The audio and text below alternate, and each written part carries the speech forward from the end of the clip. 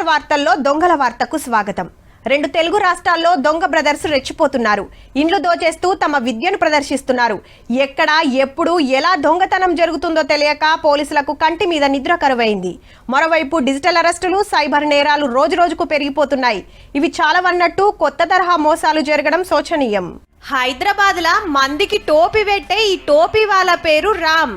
గట్ల కాదన్నా, మిషన్ లా నీకు పెట్టని కస్తలే, ఆ నోట్లిటి నీ ఫోన్లకు పైకం పంపిస్తా అని తీసుకుంటాడు. చెప్పినట్టే అవతల ఫోన్ కు మెసేజ్ వస్తది. మనోడు జంపు వెనక షిరి బ్యాంక్ బ్యాలెన్స్ చెక్కింగ్ చేసుకుంటే ఏ కాన రాదు.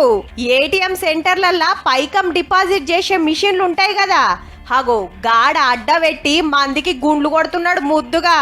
మొన్న గిట్లనే ఒకలకు ₹1,00,000 మస్కా కొట్టి పోలీసులకు దొరికిండు ఈ సిన్సియర్ మోసగాడు. ఇతని మీద 73 కేసెస్ ఆల్రెడీ రిజిస్టర్ అయి ఉన్నాయి. ఇతను జైలుకు కూడా వెళ్లి రావడం జరిగింది. డ్యూటీ చేయాల్సిన పని లేదు, పైసా ఖర్చు లేదు. మత్పరిచ్చుడు, మణిగుంజుడు. చూస్తే మంచిగానే చదువుకున్నట్టుండు. గీ దిక్కుమాలిన పనులేంది, ఏదన్నా జాబ్ చేసుకుంటే కాదా అని ఉద్దర సలహాలు ఇచ్చారు.